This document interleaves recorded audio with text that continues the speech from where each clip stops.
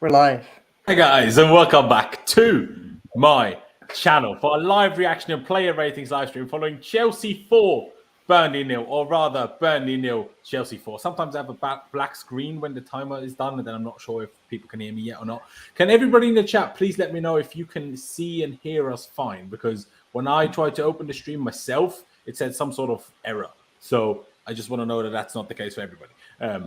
Hopefully, it's not the case for anybody, but at least not for everybody would already be a good start. So please let me know about that. But yeah, what second half? Absolute second half of dreams. I mean, the first half, obviously, we'll talk about it. Wasn't so great. But hey, that's why a game of football has two halves. And if you keep a clean sheet in the first half and are great in the second half, you're going to win. So, it's all that matters.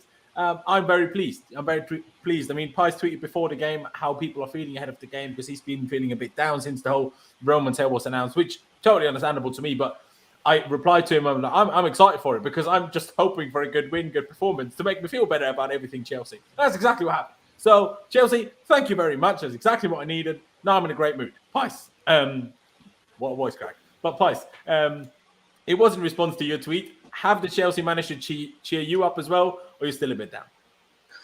I mean, look, 4-0 is obviously great and all, but still, man, I'm not liking the uncertainty around the club. Like, I tweeted out, like, it's a great result and all, but this has got to mean something in the long term. Like, in the short term, yeah, great, fantastic. I mean, our next 3 games will help us towards the Lille Champions League tie. And the Champions League and the FA Cup, really, for me now this season, is what I'm most looking forward to, obviously, trying competing in and trying to win those. But, yeah, I mean, it's always great. Look, 4-0 was great, especially how boring and, I tweeted out, monotonous the first half was. I thought we was very, very poor, just taking ages to pass the ball consistently, no patterns of play or anything. But yeah, I mean, the big takeaway from it obviously is Reece James is back, right? Like he does so much for this squad and this team, both defensively and going forward. Like it's crazy what we could have done with our 2 first choice wing backs fit and available this season. And yeah, I think that's the main takeaway I have from it today was that obviously some attackers, Havertz, Pulisic, got goals and assists, but Reece James, like, what a boost he is to have back, and hopefully he can just stay fit now. Hopefully, man. Hopefully he can. I was can't talk head in hands already when Veikos tackled him from behind, and you could see his ankle, snapping over a little bit. And I was like, not again, please, no. But thankfully, he was able to carry on, and hopefully he's absolutely fine. Con, thank you for joining us as well. Pice is somewhat understandably, but being a little bit of a party pooper, saying, oh, what's it mean in the grand scheme of things? Just positive vibes, bro. Just positive vibes. We'll get a great owner. Not as great as Roma, probably, but we'll get a great owner. We'll just buy even more players to Man City. Who says no? I mean, we'll have to wait and see what time we'll say. But at the top, for the time being, it could be good. It could be bad. So why should we worry too much while we don't know? So let's focus on the positives. And the positive on the day is that we won 4-0. Con, I presume you're as excited as I am?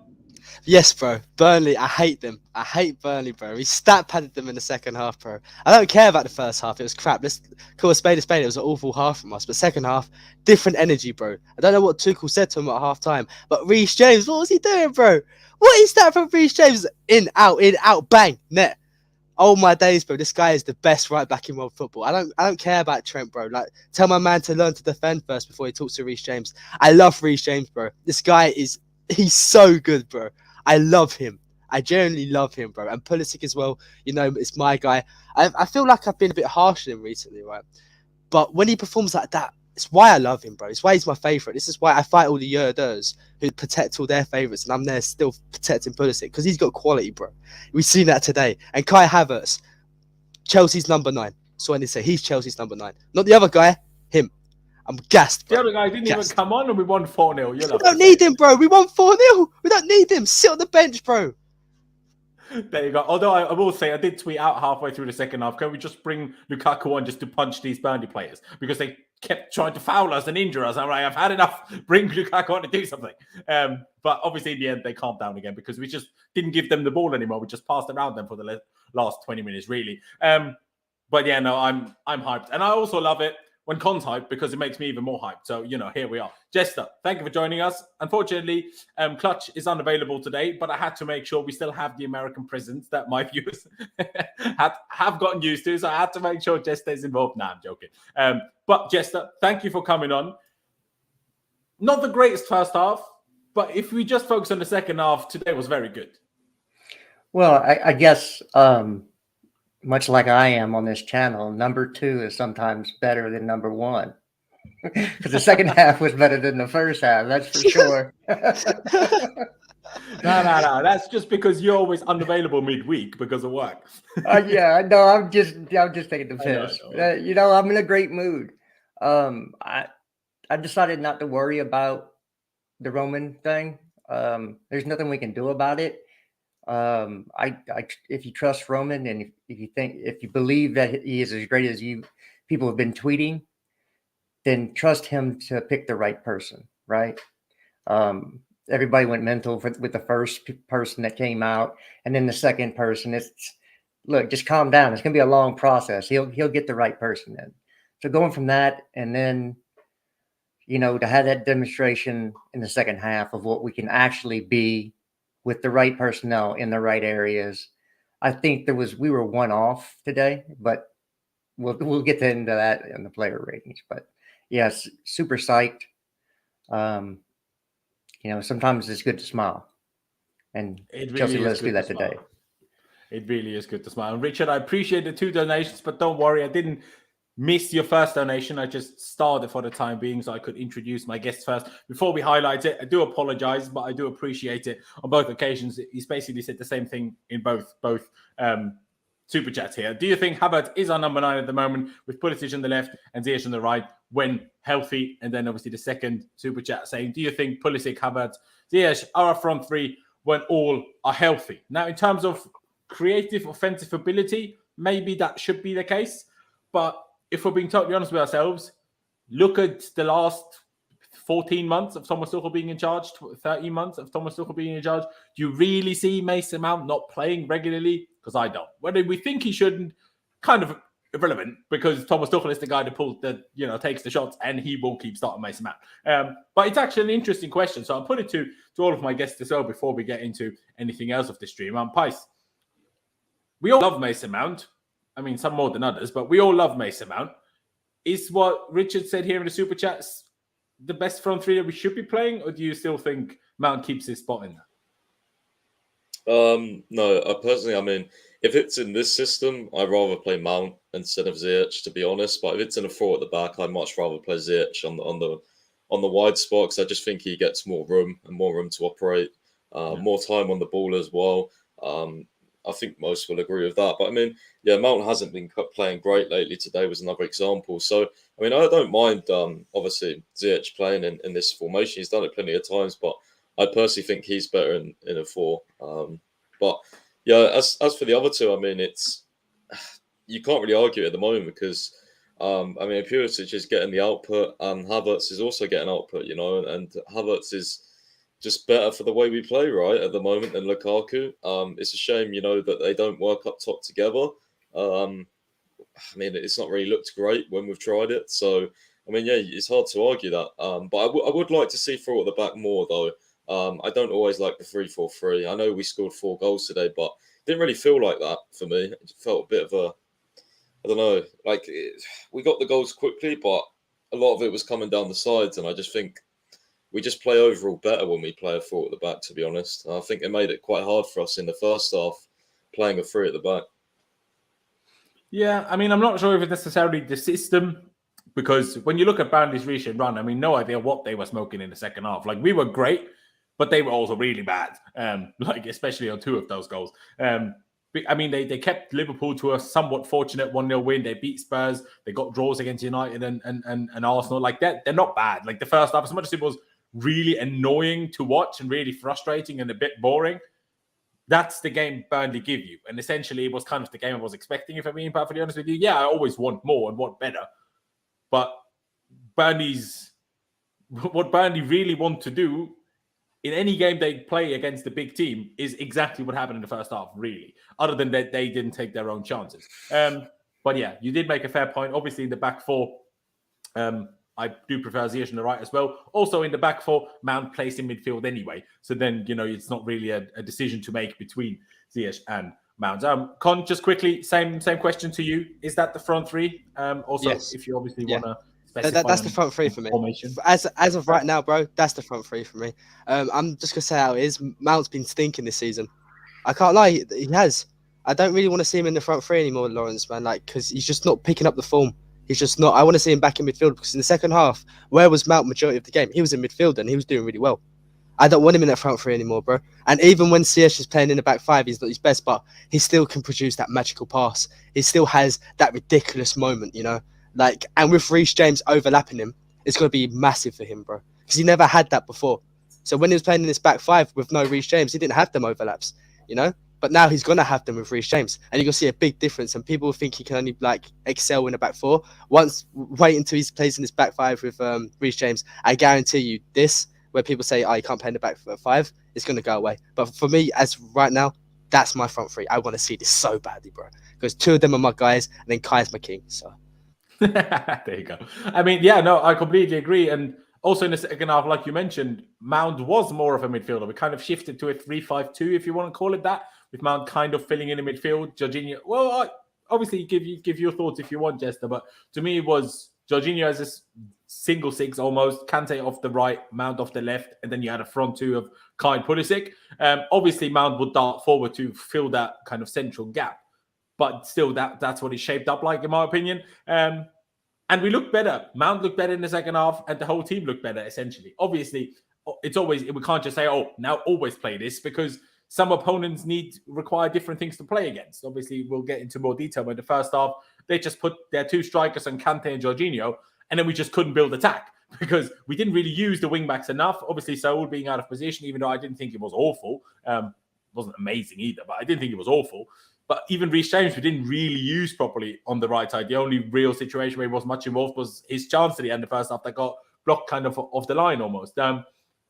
But because they stopped our midfield, we had nothing. The only guy that sometimes dropped back was Pulisic. And then once we changed in the second half and had Mount deeper, we all of a sudden had passing options. And that made everything easier to create play also much quicker. But just quickly, Jester, on the question by Richard, do you agree? Is that the front three? Well, considering we scored 4 goals today and we played without Mount, I mean, why not? Basically, he was invisible man today. He got the Cho award for playing in a game and not actually playing. Yeah, I think in the first half, the left side was dropping deep to help build up play because they were sitting. There's 2 strikers on our 6s. And in the second half, they switched Pulisic to the right and just dropped Mount deep. Although Pulisic did drop a lot in the second half as well to build up play. And we can talk about that later. But yeah, for me, put the guy that's going to be most dangerous. And although he needs to be more clinical, Ziyech is more dangerous at this point. Oh, he definitely is. Just quickly to mention that before we get into talking about the team, a lot of people I saw on Twitter slandering Tuchel basically for not starting Ziyech, and I'm like, he missed the last 2 games with injury. There's probably a reason he's not starting, right? Don't just lose your shit. Think about things first. I haven't actually gotten that up on screen yet, so give me half a second. What I do have to tell you about, though, before we get into actually talking about the player ratings, is our lovely sponsors of this month, which you might be aware of by now, ladies and gentlemen, but we are sponsored by Manscaped. So let me quickly tell you about what they have to offer. Because, like I said, we are sponsored by them, and they're the best in men's below-the-waist grooming. They offer precision-engineered tools for your family jewels. I think it's a funny word, family jewels. But anyway, they recently launched the Ultimate Men's Hygiene Bundle, the Performance Package 4.0, and I have got an exclusive offer just for you. 20% off and free worldwide shipping with the code LAUCFC at manscaped.com. But let me tell you a little bit about that Performance Package 4.0.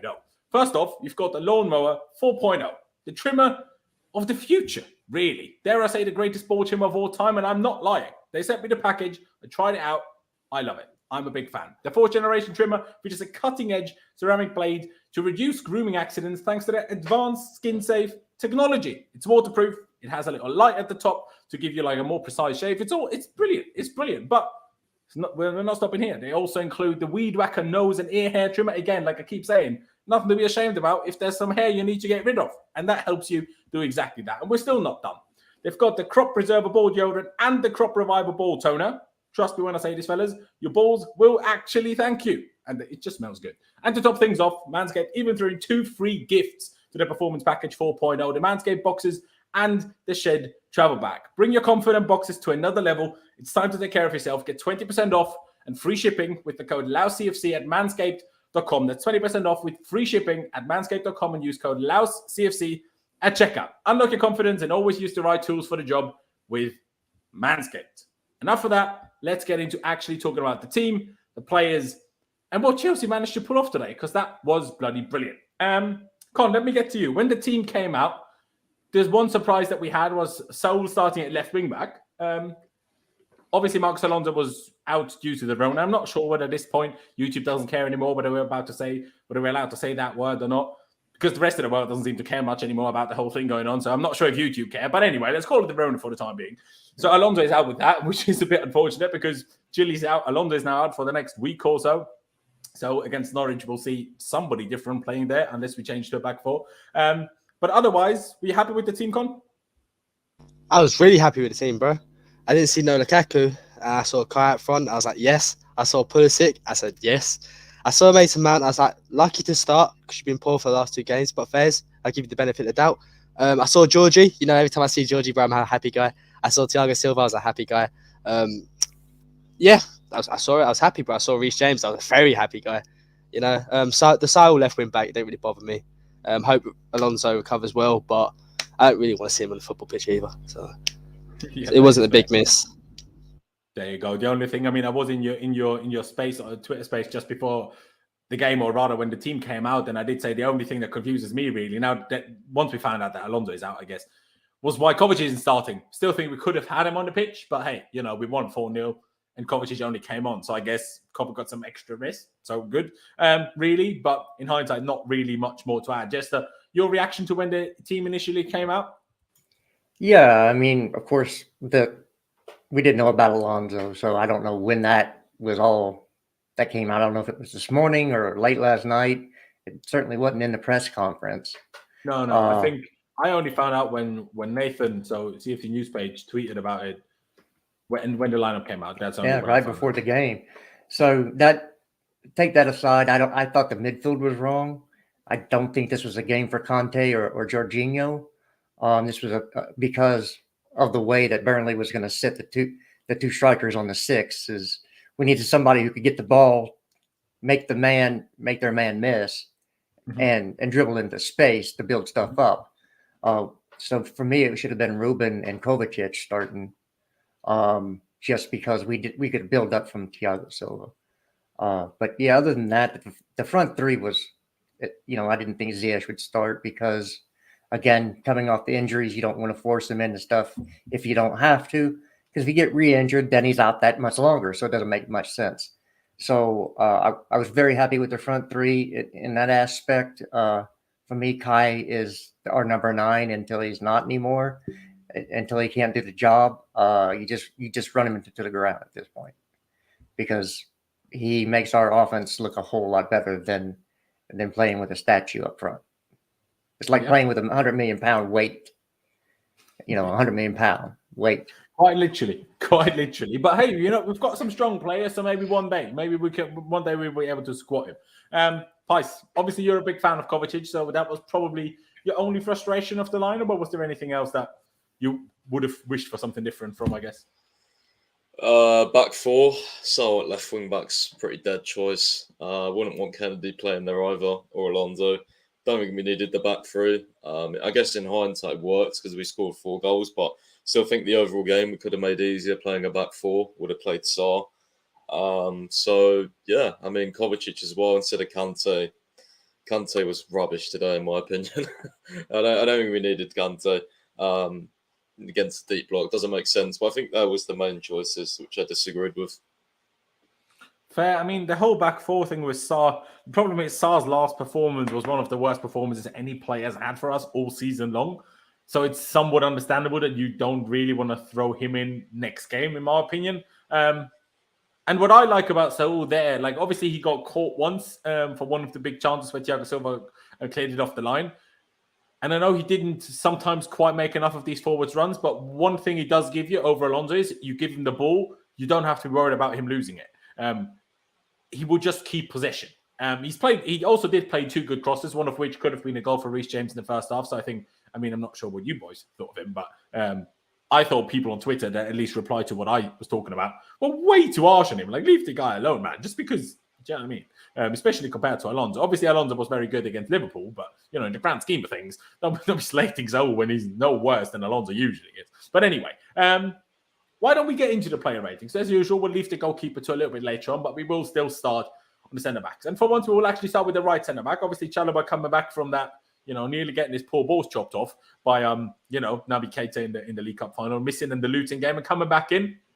I mean, there was one occasion where he was kind of, really, really like, what are you doing? He was trying to let the ball run out of play and just didn't see the guy coming. And we essentially nearly conceded from it quite late in the first half. But otherwise, it was okay. Obviously, there was one shout for a penalty by Cornet in the second half. But, that guy needs to realise that he's playing for Burnley. Even if you're playing for Liverpool, you can't call for that. But if you're playing for Burnley, you really can't call for those kind of things. But yeah, reasonable performance, I would say. I'll go with Pice first. What do you make of Chalobah's performance? How would you rate it?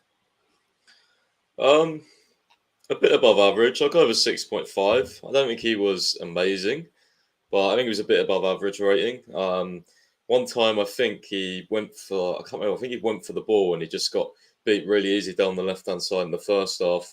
And I think he's been getting, I think he was more solid in defence towards the first part of the season, to be honest. He's looked a little bit shaky lately, but I'll go a bit above average. I'll say 6.5. Fair. I mean, it's always difficult to tell, obviously, with injuries. We're fans and we're like, you can play, you need to do this, you need to do that. But I feel like sometimes we maybe slightly underestimate how difficult it is to come back from injury. And the problem is that people like Reece James exist that come back and play like he did today. And that makes other players look a bit silly, even though it is still for the human body reasonable to not be as good when you've been out for a little while. Especially, he wasn't injured for that long. But even after injury, he didn't play for a while. So maybe, I don't know, he's a little bit less explosive and that's why he's getting beat that little bit more. I don't know. But we have 6.5 for the time being. Let me go to you, Con. What do you think? 6.5 reasonable? Would you go higher? Would you go lower, maybe? I don't know, because he had some shaky moments, but then he had some really good moments as well. Yeah, actually 6.5, yeah, makes sense. Yeah. Fair dues. And then Jester, would you go along? Oh, sorry. Did you want to add something? Oh, no, I was literally just going to say, I made it seem like I was going to have like this big debate with myself, but then in reality I didn't. Fair dues. Jester, do you go along with that? Would you go a bit lower than that? What do you think? Yeah, I mean, I thought he was, if you weigh the good and the bad, he was average, but he's playing with a bruised bratwurst. So just because he's playing with a bruised bratwurst, we got to go give him a half a point. So 6.5 for me is perfect. Fair dues. You know what? I won't even argue with you guys too much because I'd probably agree. And Chester's point is a valid point as well. Yeah. Like you said, I mean, there was good moments. I mentioned the bad moment. There was one really good moment, and then he turned it into a bad moment by taking too long to release the ball after. Those are the moments that frustrated me about footballers the most. I'm like, you did something so great, don't ruin it. And that's to me, that's the definition of Kante when he's too high up the pitch. He wins the ball back, great run, and now what? But hey, here we are. We'll get to Kante in a minute. Let's do Thiago Silva. I mean, he was down for a hot minute in the second half after probably Veikos, but it might be somebody else, clattered into his thigh. Not sure why they kept him on the floor for that long, but he played on, so hopefully he's fine. But he had one, if not two, off-the-line clearances. He had the amount of headers he won against the ginormous team that is Burnley. The guy's just too good. The guy's an absolute, I would say king, but that's Kai, so I don't know. Emperor. I don't know. He's give him a T-bone. He's a T-bone. T-bone steak. He's a T-bone steak, but he might be a fillet steak. That you don't call it that in America, do you? Fillet steak? No. We have a filet mignon. Filet. Yeah. There you go. Just the extra fancy bit. Yeah, but he's more bone in. Thiago. That's the man steak. Bone in. Yeah, and he has literally the T in his name if you spell it. There you go. It works. It does work. It does work. But what a guy, man. Honestly, I mean, the guy's 37, and we essentially need him to play every game because when he's not there, we are screwed. I mean, yeah, Christensen can sometimes fill in at central centre back, and it's not a problem. But when we're in a bit of struggling form, like we have been over the last few months, then the security we get by having Thiago Silva is so crucial. It's crazy. Other than, especially in the first half, I think that goes for all back three, even though a lot of people will let them off too much for those things, in my opinion. Because not only were we slow as a team and there wasn't enough movement and this and that, I also think the back three just passed the ball way too slowly in the first half, sorry. Obviously, if the opposition is going to make sure they shift around and cover every passing option and then, make it really difficult to attack them, then you need to pass quicker. And that starts from the centre-backs. And they were just shifting it around left to right. So that's the only criticism I have of Thiago Silva. That's the only reason I'm not giving him a 10, because defensively was absolutely masterful. So I'm going to go 9. We kept a clean sheet. Sure, that was a little bit lucky, but 2 of those occasions were not lucky because he pulled us out of those. So I'm going to give it a 9, but I don't think I can give it 10 just because I think the whole back three were too slow in passing in the first half. That's why I'm going to say 9. I'll let Con go first on this one. Do you think 9 is it? Would you even go higher than me? 9, bro. Yeah, 9. I'll give him a 10, but I don't think he had to do that much today. Don't get me wrong, he did have some really good moments, but he didn't have to do that much. That's why I'm going to give him a 9. But this guy, week in, week out, I'm getting bored of praising this guy, bro. I say the same things every week. Every time I'm here with you, bro, I say the same things. He's entering more D levels. He's world class. I ain't going to repeat myself for the 1000th time, but a 9 for me today. Absolutely Rolls Royce of a defender. So happy he came. Thank you, PSG. Oh, yeah. Thank you, PSG, in every sense of the word. For Thiago, for Tuchel, for everything. Other than when you threw coins at the disabled Chelsea fans a few years ago. Not thank you for that, you pricks. But Jester, do you go along with the 9? Would you go higher? Would you go a little bit lower? What do you think? Yeah, I mean, everybody's going to slate me, but I can't see giving him a 9 today. I don't think we were under that much pressure. He makes everything look so easy. It's hard to praise him because it's just, it's going through the paces. It's, having a cup of cappuccino, midway through the first half and the second half. It's all easy. And, if you said him in a 9, what are you going to give some of our front players today? Maybe also a 9. But so for me, look, I say an 8 because, again, we were a little slow in the build-up in the first half. There wasn't a lot of pressure. They dealt with everything. 8 is way above average. I just don't think anything great that he did today. It was the off-the-line clearance, but an 8 covers that. So fair, but I do have to ask you, in terms of how does this game go if we go 1-0 down half an hour in? Yeah, he's the guy that clears it off the line. So you could that. That's kind of why I'm giving it so high for those kind of things, because I'm like, if we go 1-0 down, I'm not sure if we win the game, let alone. Do you know what I mean? As well, so he was above average in play. So for me, above average is a 7. You saved a goal, you get another point for that. Just like if you scored a goal, you'd get another point for, depending on what your overall play was, right? So he was above average in his play. That's a 7. He saved a goal. That's an 8. And again, if we were playing a more attacking team that was on us and they were defending for their lives and he was just blocking everything and standing on his head, I could see going that high. But I guess I'm a Russian judge today. Fair dues, mate. Fair dues. Price, to finish it off with Thiago Silva, 9 for you, 8 for you, potentially a 10 for you. What do you think? Where would you go for it? I'm going to go with an 8.5, bit in the middle. I think give him a 0.5 for the clearance. It's funny you say, what would have happened if we went down? I actually would have said we would have played better and started moving the ball and it would have woke us up a bit more. But yeah, for sure. I mean, Thiago Silva does have so many of those off the line clearances this season. And yeah, just like Con said, run out of words for him. Consistent 7, 8 out of 10, sometimes more, sometimes 10s, he's brilliant. But I do agree with Jess, we weren't under fire that much today. So I can't be giving him a 9 or a 10. Fair dues. Before we get to really go, let me highlight the other super chat by Richard. Appreciate you very much, mate, as always. Saying my favorite thing about this game was in the later stages, it looked like the front three in particular slowed everything down and looked for passes and openings and played within each other. Along with James, it was beautiful. No, I completely agree. Obviously, and the fans made it even more fun. Hey, cheering every pass. It's good to see. Sure, we could have. it's also a little bit of a difference why we don't do things that City and Liverpool sometimes do. They don't just pass it around for the banter. They go for a 5 and a 6 and a 7 and an 8 and a 9, while we were happy to leave it at a 4, but it's still fun. So, we've only scored more than 3 once this season. That was against Norwich. So, I don't think I will be sat here saying, I wish we scored 5 or 6. Do you know what I mean? You definitely won't hear me complaining. But, Rich, I appreciate the donation. Let's get to Rudiger. Yeah, I mean, of the front three, he was certainly the one that tried to be the most, risk-taking, I don't know, just trying the most in terms of creating something. But a bit like he had against, was it Luton, where he just played so many over-the-top balls, but none of them were anywhere near good enough, where I'm like, I mean, I appreciate the effort, but if they're all bad, at some point, just stop.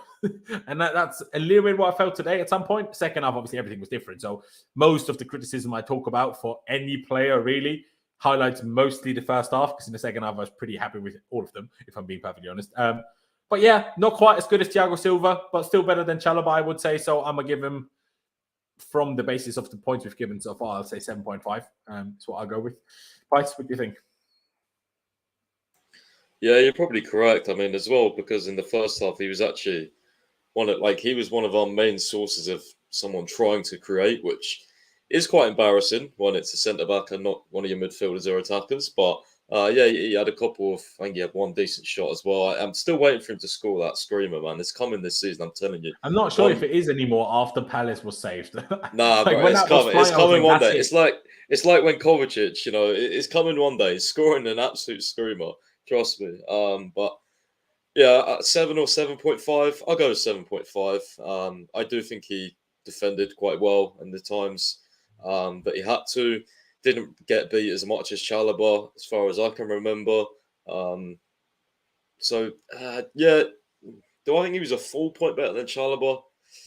That's an interesting debate. I'm not too sure whether I'm going to go with a 7 or a 7.5, to be honest.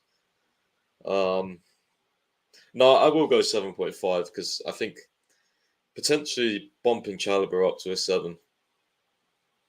Okay, fair enough. Obviously, we can well, even if you do, because we had 3 out of 6.5s, that won't change it, but fair dues. All right, so another 7.5. Jester, what do you think? 7.5 is it a bit too high, considering the way you just explained your rating for Thiago Silva? Yeah, I think he's more of a 7. I thought he was probably a full point better than Chalobah. He didn't have the moments of switching off, which we saw, especially with the ball, going over the end line and him not recognizing a guy coming in to poke it away, which could have caused problems. Luckily it didn't, but you can't turn off like that in the Premier League. So for me, just a little bit better. So a 7 for me. I think fair. About right. And then Con, 7 for you, 7.5 for you. What do you think? I'll give him a 7.5. I'm in the same thing as Chester. I think he was a 4 point above Chalobah today. I think Chalobah switched off a few times. Rudiger was, I know some of his passes didn't come off, but he was consistently trying and he was always asking questions of the Burnley defence. And we had very few players doing that, especially in the first half. So I always rate a player a little bit more for trying, hence why I love the players like CH, etc. So for me, yeah, 7.5, because I think he was, I would probably go with a 7-6 for Chalobah now, thinking about it. And Jester, bro, I wish I could be as level-headed as you after a win. I just give higher ratings, bro, when we win, so I'm so happy. But the way he explained Silva, it made sense. But I would give you a 7.5. See, that's I would be happy. Why I just to go after, because otherwise he's going to ruin it. Not in a bad way, but he's just too logical. I'm like, no, we want. He's too level-headed, yeah. Before we too logical. Yeah. No, that's all good. There you go. I mean, we can put both of them down by 0.5 if you guys want to, but I'm like, hey, it's 4-0. We're selling the club. Let's do something positive while we can. Who knows how long we can for. Let's do, before we get to arguably the man of the match, let's do the other wingback first. His second ever game at wingback. Obviously, his first one was away at Zenit when we threw away, top of the Champions League group in the last second. Although I think he was subbed off by the time that goal went in, regardless. His second performance at wingback, certainly better than he was at Zenit. Had a couple of good crosses in the first half. Also had a really bad cross, although I'm not sure he might have even attempted to shoot. I'm not 1,000,000% sure. But again, people will try to highlight this and say, look how shitty he is. Same as the Mason Mount cross against Luton. I'm like, we never watch football. Roberto Carlos has crossed like that. Beckham's crossed like that. It happens. Like it's a problem when it happens too often. But just because one really bad cross happens doesn't mean you're now shit. But anyway, yeah, I thought it was reasonable. Nothing outrageous. Nothing amazingly great, but nothing amazingly bad. I think it kind of evens itself out. The one great cross that he had, which could have been an assist for Reece James, and the one time he got caught in behind and Thiago Silva had to clear it off the line. So that in the end leaves me at a 6. I think it was average, was decent. Again, like I say, the one thing that I like about him, or even Malang Sarr playing out on the left compared to Alonso, is that I trust, maybe that's me being harsh on Alonso and it's not actually reality, but at least that's the feeling I get when I see it. I trust him to not lose the ball, and that's good. So I like players who I can trust not to lose the ball. Sure, in a game like today, when everything's about like, oh, the first half at least, we need to be quicker, we can't break them down, then it's a bit frustrating when players are a bit too safe and a bit too slow. I get that, but it's still better than giving a ball away constantly. So, you know, it swings and roundabouts. But yeah, I'll say 3. Jester, I will allow you to go first on this one. What do you think? 6 fair? Would you go a little bit lower than that? Maybe a little bit higher than that? Yeah, I'm a little bit higher. I'm at a 6.5. If Chalobah was 6.5 and Saul wasn't really bad, any worse defensively than Chalobah, I don't see if you look at moments. Plus, so he's really an average 6, but I didn't have to look at Alonso today, so he gets a 0.5 bump because he's not Alonso. So you know what? You've convinced me again. I'll agree with you. 6.5. 6.5. That's it. Let's move. There you go. Especially when you said, was he really worse than Chalobah? And to be honest, no, I agree he wasn't. So therefore, it's fair. Con, what do you think? 6.5 fair for you? Would you go a bit higher? Maybe a bit lower? I'm probably sitting at a 6. Just because I wasn't a fan of how Aaron Lennon was having his way with him at times. It's Aaron Lennon, man. Come on. It's you know what I mean? I felt defensively it was really sus. But I just didn't rate him defensively. But then in the second half, he did improve defensively. That's why I'm not going to go any lower than the 6, because that tackle he made on can't remember who it was now, but that was a great tackle he made in the box. Going forward, it was a bit hit and miss, but I preferred him to Alonso, for sure. It really annoyed me because I know Pulisic scored that goal, but Saul should have still found him beforehand. The cross weren't quite it, and it got a bit lucky. It fell to Pulisic. Because I think Pulisic did so well to hold. But Pulisic did so well to hold his run there, and the ball should have found him. So I was a bit annoyed about that. But 6, he's gradually improving. Probably a bit too late for him to stay at Chelsea full time, but at least it's good for the last run of the season. You know, he's gradually improving. And second game at left wing back, he didn't do too bad today. Better than nothing for sure. I do see what you're saying with the cross to Pulisic. At the same time, I'm like playing out of position and essentially him never really crossing to Pulisic. The understanding of will Pulisic go or will he stay for the cutback? That can only happen if you cross to the guy a few times, and it's the second ever game in that position, so I understand it, but I do agree with you in a way. Pice, we've had 2 6.5s and 1 6 so far. Which one are you going to go with? Oh, yeah, a different one, obviously. I'm really caught in 2 minds because I want to go 6.5 because of his passing range. I think it's just overall so much better than even, a Malang Sarr, although obviously, to be fair, Malang Sarr did play that ball to Kante against Palace, but just overall, I think Saul was probably a bit better on the ball. But like Con said, he was getting caught out. Yeah, I didn't really rate him defensively, and he does have a lack of mobility that Saul obviously has over him. So, yeah, Saul was actually pretty slow. I realised that in this game. So I'm going to go with a 6.5 just to be positive. But if he played, and obviously because he hasn't really played in that position, so I think I can bump it up a little bit. Passing range is good, and I think it kind of suits him in a way because he does get a lot of time to pick out the passes in this position. But again, it's like counter that with his lack of mobility. Sometimes he's crossing, like one went into the stands. It's not a great position for him, let's be honest. But it seems just about above average. But I wouldn't be opposed to a 6. Okay, fair. I'm not sure I fully agree with him being slow. I mean, obviously, the one occasion that probably springs to all of our minds when saying that, I feel like he was more caught flat-footed than actually him being slow. But it's a tough one. I think he's going one of those forward at times, man. Like he's okay when he's full sprint, like as in longer distance, but his acceleration ain't quite it. I think that's more it than full just being slow. I think over if you let him and Alonso have a race over the pitch, I think he still is done by the time Alonso reaches the halfway line, if I'm being honest with you. So, yeah, that's an exaggeration, obviously. But let's move on to the other side. Officially, I think he was given man of the match. So let's see whether we agree with that. Yeah, what a comeback. Like, honestly, obviously, he had to play. I say had because obviously he came on for the injured Aspie in the cup final against Liverpool. And then we went into extra time. It got better and better the longer that game went on. Only understandable after over 2 months out. Scored his penalty. Came on against Luton. I mean, I can't lie, I didn't really notice him much when he came on against Luton. Not necessarily in a bad way, but I think by the time he came on, was it already 3-2? Was it still 2-2? I can't remember, if I'm honest. But today, obviously, yeah, the first half, as goes for every player, it was all a little bit slow. And that's also why I'm going to not quite give him the 10, just because I'm giving a match rating for the whole game. And I don't think for the whole game anyone was a 10 of our players today. But obviously, he nearly scored the first half already. Could you argue should have done a bit better with it? Maybe, maybe not. But, still, that goal, oh my days. Like, he shimmies to the left, shimmies back to the right, smacks it into the far. Like, what finish as well, like right next to the post. Like, oh my days. The guy's so good. Then the assist for Kai as well, even though Kai didn't really know much about the goal because he kind of missed it with the strong foot that he bounced off of his other foot. But hey, we'll take it. When your luck's in, I guess. But what player, man. And we missed him so much. I mean, and even Reece James can be better when the other wing back is even more effective, because then Reece James can latch onto the crosses from the other side. And to be honest, with his nearly goal in the first half, that's actually exactly what happened. So what performance? I'm going to say 9.5, just because I think the first half wasn't good enough from anyone to give out the full 10. But to have a goal, to have an assist from right wing back, as much as that's an important position to us, but still to have that from that position in the space of 7 minutes and on your first start after pretty lengthy injury, after a very serious muscle injury, is just so incredibly impressive. And I'm so happy to have him back, honestly. Who shall I have go first? Pice, why don't you go first? Do you agree with 9.5, or do you think his second half was good enough to give him a 10 regardless?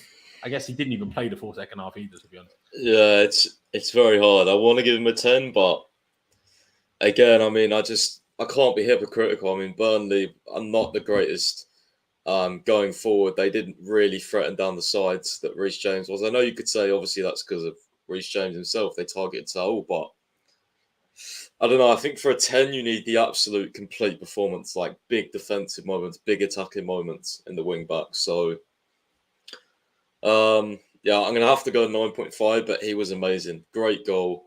Assists as well. So vital. His low crosses, bro, they're so accurate. Like, I know Havertz bundled it in the net, but like it's like pinpoint. They are so pinpoint, the ones across the ground. Yeah, he's a massive threat and a massive asset to have back for us. So I will agree with you and go over 9.5. Fair dues. Just because it is, I want to continue the Reece James hype train. And just in case Jess there's anything to say that ruins that. Obviously, I'm joking. But I will go with Con first. What do you think? 9.5 fair? Would you even go for the 10? What do you think? Laurenz, what do you think I'm going to say? I'm being loud today. I'm happy. What do you think I'm going to say, bro? I'm going to say a 10, bro. What is that goal from Reece James? Right backs don't score them goals, bro. What is that? In, out, bang! Hold that, Burnley. Reason I'm giving him a 10 today as well, obviously I'm so hyped he's back and everything, but that goal changed the game. Goals change games, and that one, there was a moment of magic from him, That's why he gets a 10 today, because this win is on him. He found that creative spark. He got that goal, and the game changed for it, and that's why he gets a 10. I love him, bro. I love Reece James, bro. 10. Didn't even need to ask me, bro. You should have said content, just what you got to say.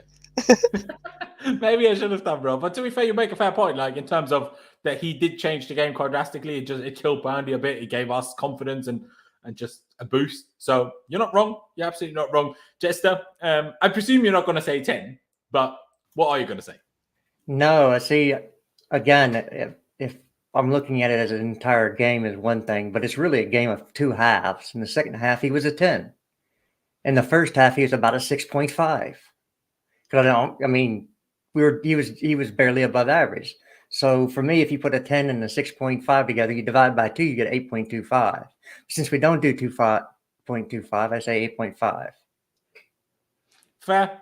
I mean, I've certainly why I can't criticize your logic there is because I've used it plenty of times myself. But I do sometimes think if a goal changes the game, it almost outweighs the whole logic. But fair. I still put you at about probably a 9.5 anyway, because you were a 9.5. I think Pies was a 9.5 and Con was a 10. So no, it doesn't. That's what I was just thinking. It doesn't push that down. It's just under 9.5 by terms of only doing the 0.5 steps. Probably leaves it at the same anyway. But I do actually think in a way you made sense. Just because Jorginho is the more defensive in terms of positioning of the midfield too. Let's do him first. Again, in the first half, all a bit too slow, although for both him and Kante, that's going to be their strengths were just limited by the fact that they just put both of them strikers on it. But I did see a few passes off Jorginho that he attempted through the lines that were decent. More so than he's done recently. So that was good in a way. He got stuck in the second half, but got a few decent tackles in. So that's pretty good. Also, he got, after Reece James, he was the one that got us closest to a goal in the first half with a very good shot that got blocked by a, intercepting diving header by the defender. Maybe Nick Pope would have saved it. It's a reasonable argument to make, but it was certainly heading for top corner. So that would have been nice. Unfortunately, it didn't happen. But it's tough, really. Don't know. We gave Saul a 6.5. We gave I do think he was better than both, but I do feel it's a bit high for giving him a 7. So now I don't really know what to do.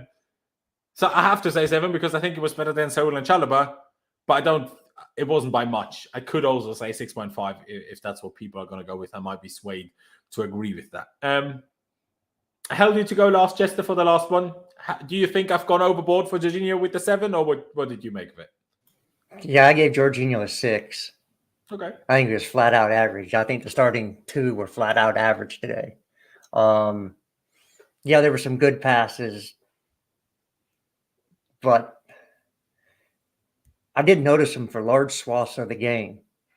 You know, I didn't say, oh, well, he did that well, or he did that well. I just didn't see that. They were just there on the pitch doing what they should be doing. And I saw, maybe some quality here or there, but to me, that's an average performance. So I don't know if that's the real Lewis or. It is. I think it is the real Lewis, but yeah. Big up, Lewis. Yeah, big up, bro. So yeah, for me, it's a 6. He just average.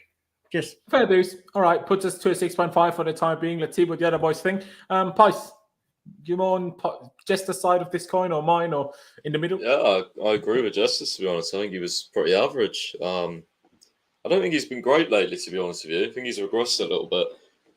He's not been playing much either. Been interesting. Wonder what's going to happen in the summer. It's going to be interesting with those guys. But yeah, for today, I think he was pretty average. Like you said, I didn't think he moved the ball quick enough. Yeah, just average, to be honest. I can't really say much more. 6 is the average rating, so I'm going 6. Fair. And then, Colin, what do you think? 6, 6.5, 7? Maybe lower, maybe higher? I'm going to give him an 8. Sorry, lads. I'm scared to talk now. See, when it's Jorginho, I watch him. Probably I zone in on Jorginho a lot more, right? Because obviously I do a lot of spaces. I fight the Geordie fight on my own at times, So I watch everything he does. And today he recycled the ball so many times. His pressures were really successful. Players were passing it away, booting out of play when he's pressing. Like them little things people don't notice. He did really well today. And on top of that, he was giving us progressive passes. He was trying long balls, And then when we did take the lead, he's there, control.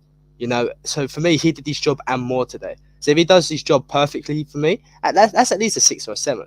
But he done more than his job today. So for me, that's an 8. I know a lot of people might disagree, but I guess we all see the game differently. For the second half, I actually do agree with what you said. I just don't think it applied for the first half, which is why I was unsure between a 6.5 and a 7. But fair dues, in the end, we sit on a 7 anyway. No matter whether anyone disagrees with it, that's how it goes. Obviously, no one voted for Con to be on this stream, but I did that. It's not quite a direct democracy, but it's some sort of democracy. Still better than Russia. So, let's move on to the other midfielder. Not sure what I should have thrown that in there, but here we are. It happened. N'Golo Kante. Pice, you said you thought he was pretty bad today. What does that kind of translate to in terms of rating? I don't know. I don't understand. Why do you play him against teams that don't counter-attack? I just don't understand it. when we have the majority of the ball, you play Jorginho and Kovacic. What is Kante playing for? I don't understand. I don't get this whole if Kante's fit, he plays. No. Like, just no. It's not, you know, he doesn't offer us much going forward. And he's amazing in Champions League games where the pressure's high and all this sort of stuff. And there's naturally more counter-attacks. European teams naturally attack more. But in these sorts of games, I don't see the point in playing him. Yeah, I thought he was really sloppy on the ball today. So many times just got pressured, lost the ball. Like, I disagree, Clutch. But I'm going to have to go with a 5.5, honestly. I didn't think he was good at all. And I don't see why he plays in these games. Just my personal opinion. I agree with the opinion that I don't see why he plays. I'm not quite sure I'd go as harsh as a 5.5, but fair dues. We'll have that for the time being. I'll keep my own rating for the end. Con, you gave Jorginho an 8. Where does that put Kante there next to him? I'm giving him a 7. I know what Pies is talking about, but it feels like Pies is just looking at one side of his game because the other side of his game was great today. So, you know, I think he did the other side really well today. He was intercepting, he was getting tackles, he was winning his duels. Okay, his pass is not great, and I understand to an extent when you're playing a low block, why play Ngola, you know. But his defensive side was really good today, you know. Oh, he did give away a stupid foul on the edge of the box. Yeah, but that happens sometimes, you know, bro. Like, people give away fouls. It is what it is. When you're going in for as many tackles I was as actually Ngola, happy with that foul. Finally, one of our players kicked one of their players after they kicked them. I'm like, just fucking kick them. Like, maybe 7's a bit too high because of, like, it's Burnley. But I don't know. I feel like his defensive side today was like, I think it was underlooked. Like, I know when people see him just, like, passing and it's not great, he's, like, giving away the ball. I see that, but you got to look at the other side, you know. You got to look at both, and I think 5.5 is really harsh. Maybe 7's a bit too high. So maybe somewhere in the middle, like a 6 then. I think I've talked myself down to a 6.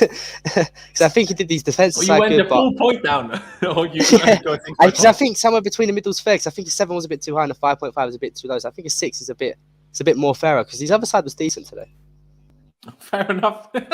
That's a funny monologue. Big fan of you, bro. I mean, Jess has already kind of spoiled his own rating a minute ago, but you said 6 for Kante, as you wanted to give Jorginho 6 as well. How would you explain that? No, again, he was quite average. I do want to ask, who in the world roofied Khan's Kool-Aid today? The man is on cloud 9, man. He got some good stuff. Bro, I'm starving. We lost the cup final. We barely scraped against Luton. The club's getting sold, and we win 4-0 today, bro. Like, I need this. I needed this so bad. He is on smoke, man. I think Jess is just jealous of the roofie. Yeah, I am actually. It's like nobody ever slips me a roofie. Only if the law allows it where you live, and if you're above 18, ladies and gentlemen, of course. Yes, of course. All those things apply. Warning. Exactly. I definitely thought he was average today. Kante was average. You didn't need him in this game. I agree. You needed somebody to carry the ball. A Ruben or a Kovacic would have been much better. And Duff. Fair. Maybe I'm the high one. I meant that in terms of rating, not in terms of rating. Here we are. I was gonna say 6.5 if I'm honest, but it overall leaves us at a 6, obviously, regardless. Just because I gave Jorginho a 7, I thought Kante was a tad worse, but not much, because for similar reasons to what Con said. Yeah, going forward for sure. But I did think defensively, you know, did his thing as he usually does. I thought the first 10-15 minutes he was good. Then he slowed down again for the rest of the first half. And then he was pretty just above average for me in the second half. So therefore, kind of 2 6.5 halves for me from him in that sense. Maybe a 6 first half. But hey, here we are. And we leave the 6. Before we head into the front 3, even though Mason Mount in the second half, in my opinion at least, was more of a midfielder than in the front 3. Please be sure to subscribe, ladies and gentlemen. I haven't told you about that yet. And sometimes people need to be told things. So please do subscribe if you haven't already. Smash the big red subscribe button down below and hit the like button. We need to get to at least 100 likes or 150. So go down below, smash the like button. Just one click of a button. Doesn't cost you any money and it doesn't cost you any time, essentially. Mason Mount. The first half, it was a load of meh, but that meh goes for the whole front three. I thought Pulisic was the best of the front three in the first half, but also only a bit better than the other two. But second half, not in the front three anymore, but I certainly thought he played a bit better, but still not amazing. I'm going to give him a 6.5. That's what I'm going to go for. Do I think it was better than Kante? See, I'm not sure with that Kante rate. Do I think that Kante was worse than Saul? I'm not sure if I think that, if I'm honest. I kind of see them both. I mean, I did give Kante myself a 6.5, so I would give Mount the same. I think roughly similar would be fair, in my opinion, at least. Who went last? Con. So what do you think, Mason Mount? He's the worst player on the pitch today for me. I'll give him a 5. He's the worst. I know second half he improved because he's dropping to midfield a lot, but I think he was the worst player on the pitch. Give him a 5. I don't really have much more to say besides that, bro. Fair dues, man. Fair dues. Not sure where that leaves us, but I guess we'll find out what the other boys say. Price. Mason Mount, what do you think? Agree, to be honest. Don't think he was very good at all. Yeah. I mean, I did give Kante a 5.5. So yeah, I'll go with a 5 for Mount. I do think he was the worst player. Generally, I honestly, even if you guys like to do, bloody stat apps, they all said he was the worst player as well. So yeah, I mean, I just don't. He really had a 96% pass completion, so that's interesting. Well, I mean, doesn't mean much if all the passes are easy backwards passes, obviously. He didn't offer any threat at all in the game. And when you're in one of those free forward spots, you get judged on the threat and your creativity. And he offered really neither, to be honest. So yeah, would have much preferred Ziyech played. But I understand why he does play Mount in the 3 at the back. Because I just think Ziyech is better in the 4, but still, I mean, has to be a 5 for me. Fair dues, and easy to make him laugh. Yeah. Sorry, Johnny. And just this, RD. I mean, yes, I did give Mount a higher rating than Kante, but I gave Kante the same rating, so I didn't actually give Mount a higher rating than Kante. But anyway, you be upset with me if you want to. Jester, we've had 2 5s and my 6.5. Me apparently being way off. But hey, here we are. What do you think? Would you go even lower than the 5 of the boys, or is that about where you'd sit as well? Yeah. Although he was the worst player on the pitch today. I gave Kante a 6, and I gave Jorginho a 6. And I actually think all of them had basically an average game. Mount didn't do really anything wrong. He didn't do anything right. He was just there. And for large portions of the game, I forgot he was on the pitch. True. I agree with that. Yeah. The other 2 attacking players did all of the attacking and all of the creating. And it was like he was just along for the ride. So if I'm going to stay consistent, I would have to say a 6, because he could have been somebody else out there, and I would have known the difference. Fair. I guess that overall leaves us at a 5.5 regardless, in a way. Maybe I will also put mine down to a 6, and then it definitely leaves us at a 5.5. Yeah, but we'll just leave it at that for sure. Let's get to Captain America himself. He loves a good game at Burnley away. If we play Burnley away and Palace, Pulisic needs to be the first man on the team sheet, that's for sure. All the other games, slightly different discussion, but obviously his form in the last couple of games been okay. Against Liverpool, sure, the miss was very frustrating, and we were harsh on it, although I wasn't as harsh as the other guys. Please remember that, please, ladies and gentlemen. But the pass for Mount was good. Fortunately, Mount bottled that after. And today, yeah, I thought he was the best attacker of the 3 in the first half. Again, only by a little bit from a bad bunch, if I'm honest. But also Burnley obviously defending well, like I said earlier already. And second half, yeah, I mean, the goal was super lucky. I mean, Tarkowski literally just gave him the ball and he had to tap it home from like 5 yards. So there wasn't much to it. But the assist for Kai Havertz's first goal was phenomenal. Left foot cross, people say he can't cross. He could even cross on his weak foot. So that was very good.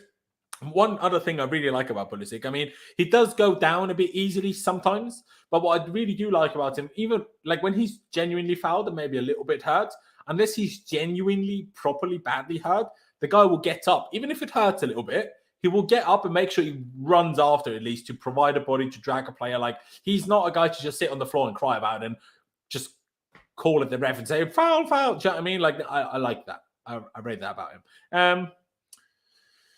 What rating would I give him? Do you know what? I'll hold my rating for now because I'm not sure yet. So I will let Jester go first. I feel like I haven't let you go first in a minute. So what do you think? Yeah, I think he was the best attacker in the first half, although that's a bit of sorting garbage in this, categories, really. I don't think any of them were really great. But the second half, he was involved in everything. Even the third goal, he drove. And it was funny because you had tweeted when he was driving to get the second goal and he didn't make the pass to Reece James.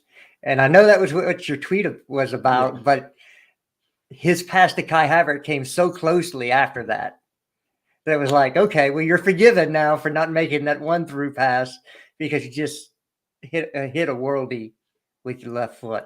And it reminded me of the chip from the left-hand side he did to Giroud last year when he headed the ball in. Yes. I want to say, was that Burnley too? Or was that Aston Villa? I don't remember if I'm. I don't remember, but anyway, it reminded me of that. And yes, he's a two-footed player. He then, for the third goal, I believe it was, or was it for the fourth goal? The fourth he goal.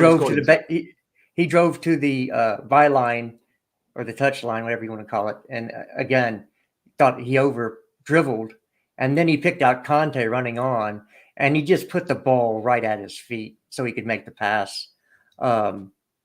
For Reece James' assist. So for me, there was three players that were potentially man of the match. So Pulisic is 8.5 for me. Fair dues. Obviously, ladies and gentlemen, remember, Jester also gave Reece James an 8.5. So he's not just giving Pulisic drastically lower or whatever. What have we just seen in the chat here? Not in the chat. I've also realized, I'm not sure if you boys were aware, Chalobah is actually the guy that got the assist for Reece James' goal. It wasn't the most spectacular assist, sure, but in terms of if we just to be complete and mention everything that should be mentioned, he did get that assist. A fair play to him for that. We have an 8.5 so far. Let's see what the other boys think. Come on, what do you think? 8.5? Would you go even higher than that?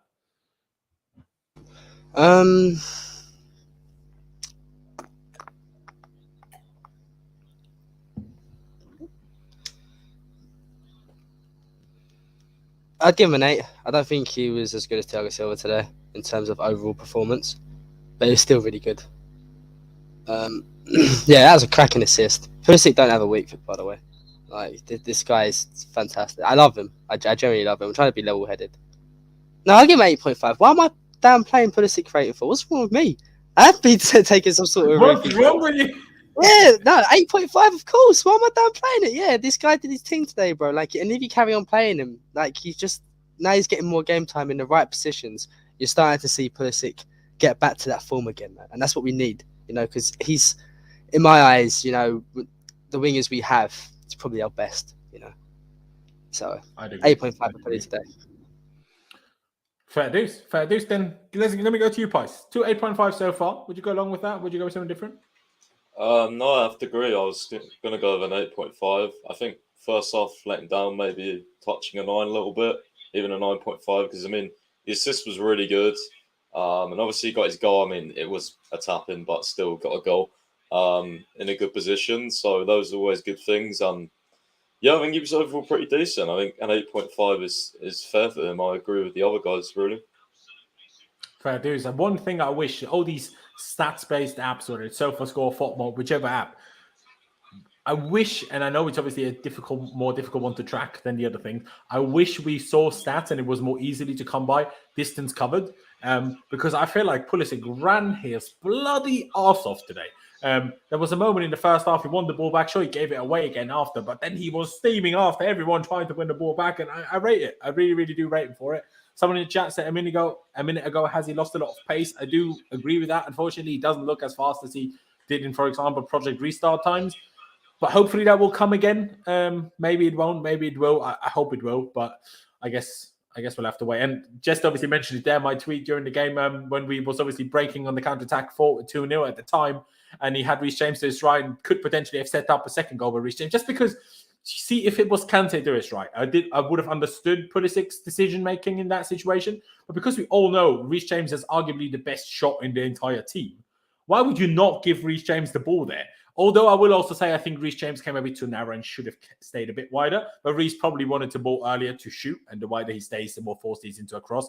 But I do think, I'm like, what the F, Pulisic? But a couple of minutes later, played a great cross to Havertz for the 2-0. 2-0, yeah. And not that long after, he scored a 4-0. So, you know, what can I really complain about? Yeah. Yeah, I do probably agree with the 8.5 and 1 is gone. Why not? And Kai Havertz. Now, first half, not amazing. I mean, but still better than Lukaku. I mean, people obviously tweeted, oh, you know, well, already tweeting me Kai Havertz when it's not a cup game. And I'm like, really? But these exact people are the same people that then defend Lukaku. And I'm just, that's what doesn't make sense. And I don't make sense on it either. I understand because I slate Lukaku and I didn't slate Havertz for the first half, blah, blah, blah, deal with it. Havertz didn't give an interview. But second half, the header was unbelievable. I mean, better heading than I've seen from Romelu Lukaku, aside from his goal against Palmeiras. Sure, that was great. But great header inside of the post.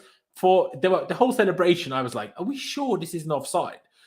He just seemed to have so much space. I was like, are we sure that we've just been scarred a bit by, you know, VAR calls, whether it's the cup final, whether it's wherever, right? We're so scarred that I was like, I'm not celebrating yet. But thankfully, it did stand, so I was incredibly pleased.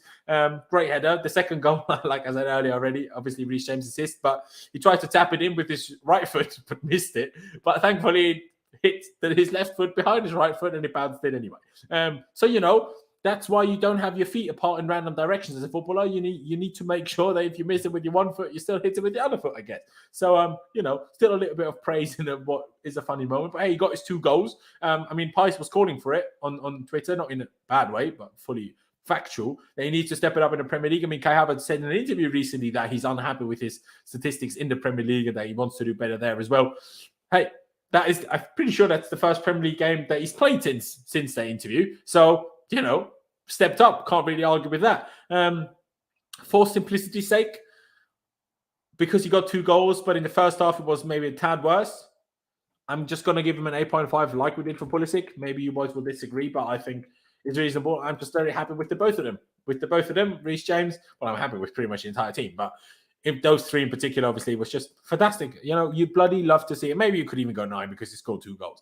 But hey, I'll say 8.5 for the time being. Paisa, I think I had you go last other than myself for Pulisic. So why don't you go first? What do you think? I agree with you, to be honest. I was going to go the same ratings. I mean, they both got 2 goal involvements. They were both pretty bad in the first half. They both stepped up in the second half. So I think an 8.5 levels it out. I don't think one was better than the other, to be honest. I actually didn't. I just remembered that Pulisic moment where I was screaming at him to pass to Reece James. So thank you for reminding me of that. Just remembered that. But still, both 8.5s for me. And yeah, I'm guessing they'll both start against Norwich, presuming. But I don't know. Like, it's a weird one because although Lukaku was on the bench, they obviously didn't play at all. So, I mean, maybe he's resting him or I don't know what's going to happen. But I still want these 2 to keep playing while they're in form. I think it makes sense. It does. It does. Jester, 8.5 for you as well, or would you go with something different compared to Pulisic? No, he's spot on. 8.5. You can laugh that the ball kind of went off Havertz and he didn't score the second. He was just in the way of the ball. Well, you had to be there. He had to be in the right position, and he was. And you know, the guy behind him was Christian Pulisic, by the way, in the goal mouth. So both of them one made the center run and one made the far post run. So one of them was going to get on that cross. Yeah. So which is what I love to see, because when we have like Lukaku and Mount and Ziyech as a front 3, then Ziyech crosses the ball and Lukaku always goes far post and then Mount's behind him like, well, where am I supposed to run now? So no one's at the near post and Lukaku is wasted at the far post and then nothing happens. And what Jester just explained is why these 2 are much better. But yeah, go on, sorry. Yeah. And these are the type of runs you'll see from them all the time. They understand how to make runs in the box, which is why they're so great in the box. So, 8.5 for me, Havertz, Pulisic, James with the standouts going in the team. That's why I have them rated all the same 8.5. And you can, vote for whoever you want to as man of the match. I thought you couldn't split them. They were all equally important in what they did. Fair dues. I will let Colin go first before I read out Richard's super chat, but I do appreciate. I will leave it on screen for the time being. So Colin, we've had 3 8.5, so it's going to take something drastic from you to change it. Or would you agree with it anyway? What do you think? 8.5, yeah, I think that's fair. Him and Pulisic both got the same amount of goal contributions. I think they both influenced the game as well as much as each other. Outside of that, solid performance from him today. Starting to get that output we've desperately wanted from him. He's coming into his own. I think you'll love to see, man, honestly. King Kai. There you go, King Kai. What a nickname as well. I love the fact, like, just even like other YouTubers and streamers that like are fans of different clubs, they just call him King Kai. I'm just like, I love the fact that that's just stuck, and that would just be his name now. I'm a big fan. But again, super chat by Richard, appreciate it very much. Saying Pulisic and Havertz together reminds me of Giroud and Pulisic after restart. I mean, for me, it's like, okay, they have a connection, but that's kind of the only resemblance that I really see, because to me, Havertz is a very different player to what Giroud is. If anything, Lukaku is more like Giroud, which is worse in terms of how we use Lukaku. I'm not saying that's best version of Lukaku, clearly not. But I'm not sure if we'll ever see best version of Lukaku at this club. We'll have to wait and see, especially now. And that is one last thing that I do want to ask you as we're just on this topic, and I tweeted it as well before the game. I think, Chester, you replied, or was it? I think it might have been you. But anyway, Chester, give us a giddy. That would be funny. But my question is, what I said before the game, tweeted before the game, the fact that Tuchel now keeps dropping Lukaku. I mean, I'm very happy about it, as people know, because I think Havertz is better, and I think we play better as a team. But the fact that he's now so nonchalantly doing it, no matter what, no matter the game, makes me even more confused at the fact that he played him 10 games in a row straight after the interview. I know, obviously, left him after the Liverpool one, but after that, played him 10 games in a row, when he should have been dropped after the second one of those 10. And that makes it even more confusing. Obviously, people had various different reasons why. Roman is now still in the club, so there's no more pressure from above to play him, potentially. There's also the shout, okay, he wanted to just let him play through it. He gave him the chance, but after 10 games, he was like, well, enough is enough. There's multiple ways of looking at it, just because I know what you thought already, think already about it, because you replied on Twitter. I will let the other boys go first. So, Pies, let me ask you, what do you think of that? Like, do you see my confusion? Like, it just seems weird. Why would you so like almost force it for 10 games and then he doesn't even come on? Do you know what I mean? Yeah, I think it's a bit of both of what you said, to be honest. I mean, Roman's selling, so it's no longer his investment, I guess. It's still his investment, but, he's not going to be here. So, I mean, I guess there's less pressure from above to make his investment work. So I can see that side of it, and also can see the side of it which Tuchel was just trying to, hope that, he found form. So he kept playing him. And also because I think the fans always call for the team to stay the same.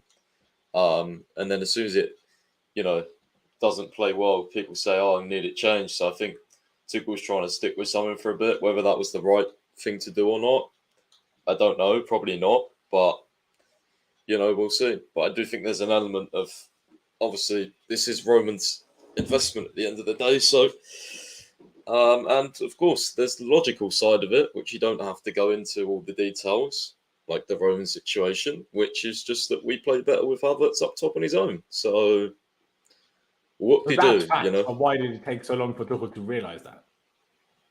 Well, I think he realised that a long time ago. I think it was more of the board and things like that, for me personally. Tuchel's not a stupid guy. There's no way he thought. I mean, he was even sending shots at Lukaku in the interviews, like stuff like when Havertz would come on, he'd be like, well, or even recently, he was like, this game suits players that can run and mobility and things like that. Like, that's just like, that's ultimate shots at Lukaku. So I think he did realise it, but there's also an element of manager. You've got to make new signings work, especially when it's £100 million, or at least try to. And I think he did try to. And it's not over yet. It's another thing. It's like, what happens? Like, it's more uncertainty. You know what I mean? There's so much uncertainty around the club at the moment, which is why I'm not as hyped as, you know, maybe someone like Con, because I just think, like, sorry to put a downer on it, but I just think, like, what's the point in this result at the moment? Like, you know, third or fourth, who gives one for me, really? You know, we're going to finish third or fourth, so it's an awkward situation to be in. Wouldn't that be the case regardless of whether the whole selling the club situation happened? Yeah, but at least, you know, in the summer, at least you would have known what our targets were. You knew, like, we already had this plan. We had Roman. We knew he was going to get investment. Now we don't know if we're going to have that, whether we finish fourth or not. You know what I mean? Like, everything's going to change. Like, I mean, I don't want to make this a whole conversation about the summer, because I'm sure we'll have plenty of streams about that. But if I, obviously, having spoken to you on these streams many, many times, I remember you saying, you know, the way we'll fund any transfer in the summer is by setting like academy players, like potentially Brozier, like potentially Conor Gallagher, whatever. So you were kind of thinking that we need to sell to buy, regardless of, like, even before any news that Roman would sell. So yeah, even if we get an owner that isn't like super willing to invest, we already thought that was the situation anyway. Well, kind of. I mean, we don't know if Marina's still going to be running the transfers, right? A lot of the problem was her for me. I mean, she was the one that had to operate on this sell to buy model, you know, which is what we've been doing. That's what she likes doing. So that was clearly not her decision. What, bro? She runs a transfer. Like, I don't understand why people don't blame her more often. Because it's not her decision whether Roman gives her extra money or not. She basically run the club. Yeah, like, but it's not her decision whether she gets extra money from Roman or not. So if she isn't given the money extra invested funds, is she to can do, only deal with what we have. The money invested is to do with FFP, and I know Roman could have only put so much into the club, but still, I don't like. I'm not saying this summer was going to be better, or is, you know, a new owner coming in could be much better this summer, but could be. Like, I like the fact that I was comfortable with the fact of what we had. You know what I mean? What we was working with. Yeah, like, I knew what was going to happen. So, like, we're all disappointed. I get it. So, like, when stuff changes and when we have results like in the middle of the season and all this uncertainty, then I'm like, you know, if we finish third and we had a good end to the season, great. These results are good. But if we had a dickhead of an owner come in, then, you know, like, we might as well just fucking play the Europa League. You know what I mean? Like, at least we'd win that trophy as well, you know? Because I don't think we're going back to back. You know, hold your horses. There's always a chance. There's always a chance. No one could thought do. Real Madrid Well, could I do don't know. Like, haven't Real Madrid only done that? I don't know. Exactly. But until they did it, everyone said no one can do it, and then they did it. So, you know, maybe we can do it. Again, I'm not saying we will, not by any means, but I'm saying maybe if he keeps playing. I just try to be positive until I have to be negative, if that makes sense. But I get you. Bro. I'm not really negative. I'm just a bit worried. Yeah, I get it. Yeah, I'm a bit worried. Like, I'm happy with the result. I'm just like, it's just like I can't see what's ahead of me. Before I could see what was ahead of me, kind of. You know what I mean? So, I always knew with like these results and just going into a game, you knew Roman, even if he wasn't here. You knew he had that. He was watching the games. He had the, you know, the ruthlessness behind him. You wanted to win as many games as possible so Tuchel could stay. We don't know what it's going to be like with a new owner. Like, it could be the same. It could be, you know. So I just don't like it at the moment.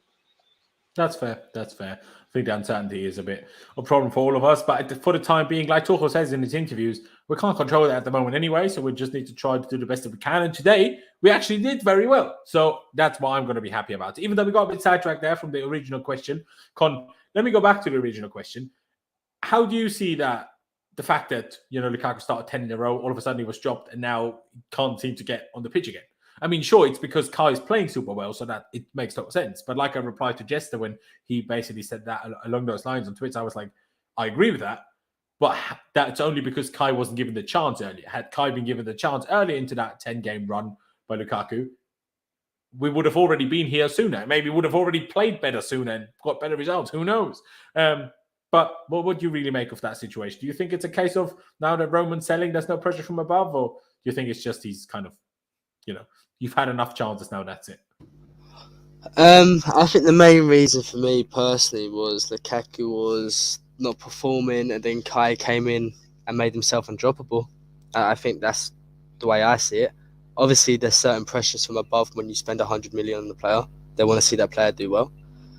So I think Tuchel gave him a fair chance to try to hit form. But when Kai came into the side and he was playing as well as he did, Tuchel's not dumb. He knows he needs points, and Kai is the way to go to get them points. So I just feel like Kai put himself in a position where he just made himself undroppable. And big up to him. That's mentality right there. Because he saw a 100 mil player come in, and he's just gone up a level. And that's what we want to see from our players, you know? So big up to Kai. That is what we want to see. To be fair, everyone that was like kind of big into Kai and kind of followed him before always said, yeah, Kai is much better second half of the season. Well, at the moment, he's sure showing that. So fair play. Let's just hope as he gets older, more experienced, he can also play as well in the first half of the season as he does in the second half. Just obviously, like I said a couple of times, we obviously did discuss it for a second on Twitter already. But anything you want to elaborate in terms of that? Or do you think it's just as simple as Kai got his place, but why do you think it took as long for Kai to be given that chance? Well, I think he wanted to give Romelu every chance possible to play his way in to being the 100 mil striker that we bought, right? I think that during that time, Havertz was out. I think he may have had COVID one time. Oh, I can't say. He broke his finger for sure. He broke his finger, so he was out for that. I thought he had the little Rona going on maybe for the second time.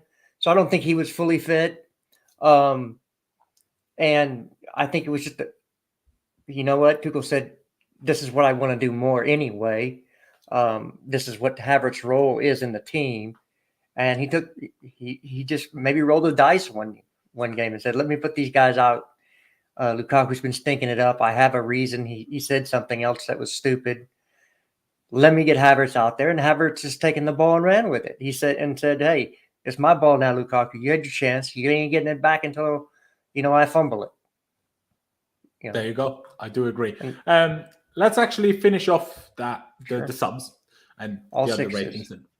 All sixes. I see. I don't even disagree, if I'm being perfectly honest with you. Timo and Kovacic, I barely noticed. Ruben, I noticed because I love Ruben, but I was like, poor Ruben having to play at wingback.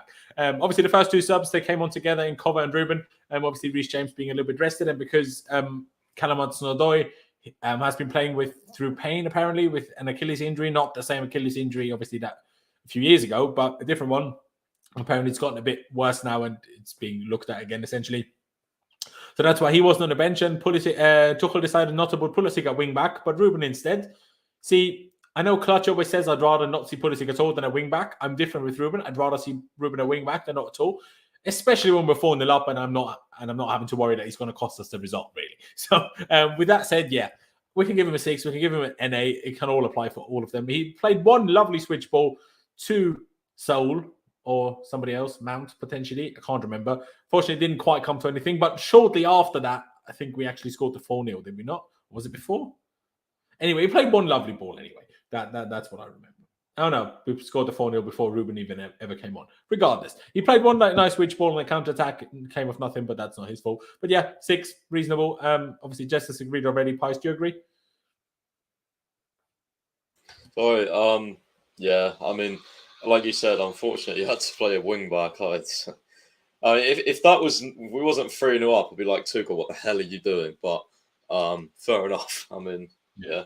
Guess not overplay Reece James is a good thing in now him coming back, I suppose. So I do feel sorry for Real, man. Like, gets moved probably more than any other player, to be honest. Like, he was playing DM, he was playing fucking centre back, right wing back. Like, he's played in the front three before. Like, it's crazy. But unlike a few other individuals, he's not going to moan about it. So that's why managers appreciate it, I presume. So, that's fair. But hey, we've had 3 6s essentially. Con, I presume you're going to agree. It's not much really to say about any of the subs, if I'm honest. Nah, you're right. It's not much to say. They came on when the game was won. So I just give them all 6s. Just came on and did the job, innit? Fair dues. Joe, I mean, Jester said it already, Pice. Do you agree? A 6 for all of the subs? Were they again? Kovacic, yeah. Who was the other one? Timo. Oh, I mean, Werner, NA for me. I didn't even notice he came on, but yeah. To be honest, we can give him an NA as well. Obviously, he came on a little bit later. At least I noticed Kovacic and Ruben on the ball, but... You know what? I'm actually going to agree. Con, Jester, would you be offended if we gave Timo an NA? I presume not. I don't care. There you go. Jester, I'm not sure if you've actually... know that yet, but not only do we do Tuchel's rating, we also give the whole performance a rating in hindsight, but we do Tuchel first. It should still be these front two here. Why not? Because Reece James already has a name on the room. So let's do Thomas Tuchel first.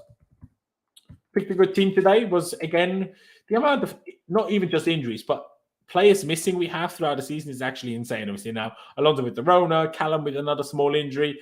So obviously Aspie's out, Alonso is out. So having to, later on in the game, have Saul and Ruben Loftus-Cheek as our two wing-backs is a bit mad. And we still went out and won the game 4-0. He managed to take Reece James off to not overplay him. The only thing I would say is maybe Kovacic starting would have made more sense. But again, we won the game 4-0 in the end. If Kovacic is struggling a bit with some niggle, obviously the injury that he came off with against Lille, maybe that's the reason he's not starting. And if that helps him get to 100% again, who am I to complain? So Jester's probably going to say it's too high. But I think Pice is going to agree. There's not really much more I think Tuchel could have done very different today. Picked a good team. His halftime talk made the team more alert, made them play better. We wrapped the game up within 7 minutes of halftime, essentially, or 7 minutes of the first goal to the third goal. So not much really to say. I'm very, very pleased. I'm going to give him a 10. Con, what about you? Do you agree? Spot on with everything you said, bro. Burnley, they haven't been conceding a lot of goals of late. I think it was 5 in the last 8. And we put 4 past them. The first half was a bit, but it's all credit to Burnley that. It's just not that we were bad. They were really good in that first half. And whatever he did at half time, the little changes he made, tactically, it worked. He gave Reece some more time, I'm happy. Very good. Can't criticise him, bro. 10 for me. Very good. Chester, what do you think? I got no problem with it. Look, you make a plan before you do anything, right? And I think Mike Tyson used to say, everybody has a plan until you get punched in the mouth. So in the first half, we got punched in the mouth. Okay, we got our lip bloodied a little bit. Things weren't going well. But a real coach makes a little change. And the only change you could see from first half to second half was switching Pulisic and Mount. And having Mount drop deep a little bit with and then Pulisic on the right side doing the same thing. And the build-up play was better. And once we did that, we had better build-up play. So he made the change. Something wasn't working.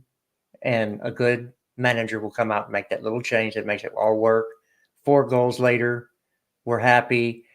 Khan's doing helium over there, getting as high as a kite. And, it's all good. 10. There you go. I mean, some people in the chat saying it's too high because the first half wasn't good enough. And while clearly I've spoken enough about it, I do agree the first half wasn't good enough, but I'm not sure, you can always put everything on the manager. The manager only has so much control. Sure, give them instructions before the game, but if they don't apply those instructions, then you need to change something at halftime. Not necessarily with the change. He even managed to change things by just talking to them, essentially, and shifting them around on the pitch a little bit. And what more can you really ask from a manager, in my opinion?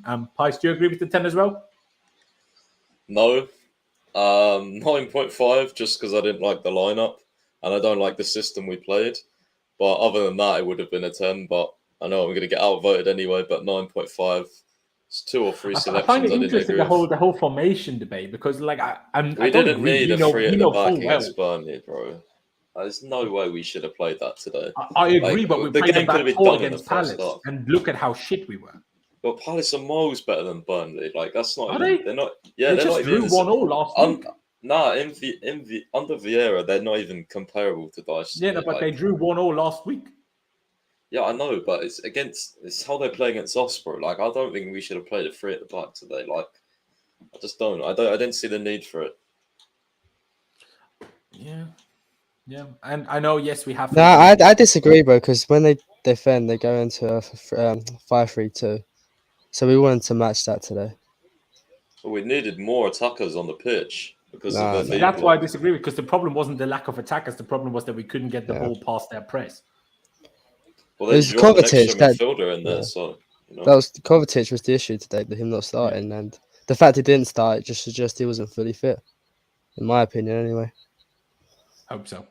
I did forget about Mendy. He had 1 howler, which we were really lucky that wasn't punished by Burnley.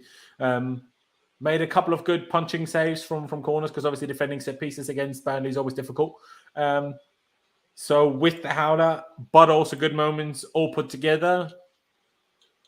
I'd say 6.5 because he did keep a clean sheet, but it's basically a 6. I just want to give him a 0.5 extra because we gave so many people a 0.5 extra for being positive. So I'm also going to give him a 0.5 extra for being positive. Con, you were the last one to talk. Why don't I go with you? 6.5 fair? Would you go for the 6 because of his howler? I'm tempted to give him a 5.5 because that was a howler.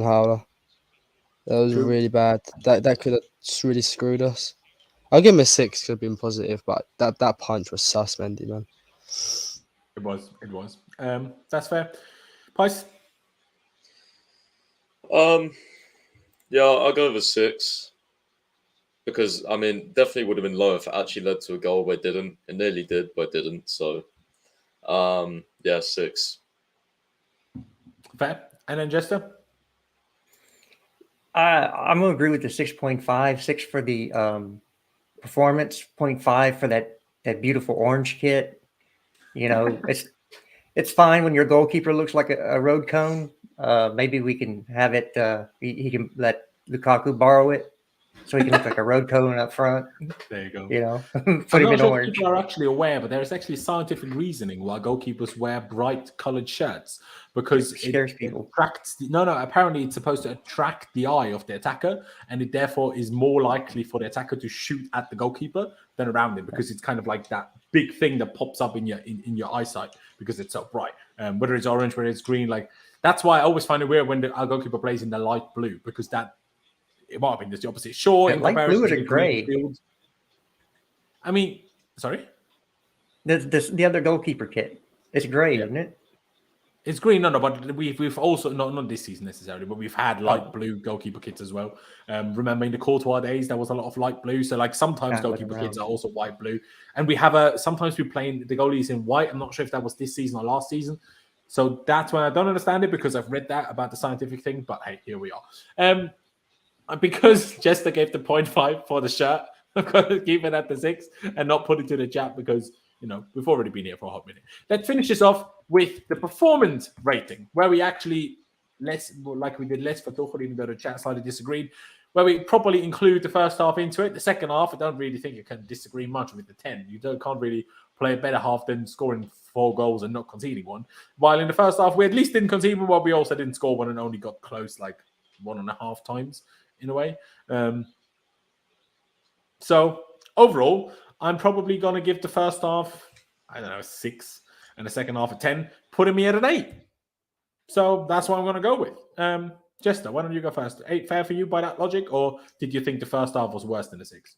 That was my exact same logic with the exact same score. So, hive mind going on right now. Sorry, I did take it out of your mouth. I do apologize. Again, it's perfect. We were average in the first half, and we were near flawless in the second. So, fair dues. Pice, do you agree with that as well? I mean, yeah. I mean, I would have. Did you say you give the first half a 6? Yeah. Yeah. See, personally, I would have given it like a 5. Okay, I think it was below average. I see that too. Yeah, I see that. Yeah, I don't know. It's weird. I don't like doing this rating because I never know. Like, I know. Like, I don't have. I'm gonna have to think of some formula how I'm gonna do it because I feel like I'm gonna sway away from. Bro, if you want to, you can always just do it on the fly and just whatever feeling you've got. I'm gonna rate this. You just give it out. You don't necessarily have to logically explain it if you don't want to. Yeah, but that's like even harder though because if you just do it on the fly, you win 4-0. You're gonna say 10, but it just wasn't a 10. Yeah. No, I'll go with like fuck it. Let's stay with an 8 because I'm gonna think more about how I'm gonna do this next time. Because like the first half was so shit, but the second half, like we scored 4 goals in like 14 minutes. So like, how does that? It's almost more than 10. Is what you're kind of thinking. Yeah. How does that level out? It's maybe we should just start fucking playing good from minute 1. That'd be easier, wouldn't it? It will be great. But how likely are we to continue that? So I'd always prefer having a decent first half, keeping a clean sheet, and then turning it on second half. Because if we score 2 goals first half, then who knows what can happen second half? We always play so bad in the first half. I swear this has been a thing under Tuchel for like forever, man. I always have a feeling like we played bad first half, then we always turn it up in the second half. It's weird. What's also weird is that Chelsea are currently losing the League Cup final against Man City 3-1 after going 1-0 up through Sam Kerr, and then in the 49th, 58th, and 69th, Man City have gone 3-1 up. So that's unfortunate. Chelsea ladies, what you doing? Sorry, Chelsea women these days. But Con, we've had 3-8 so far, even though Pice wasn't really sure. What would you go for in terms of performance?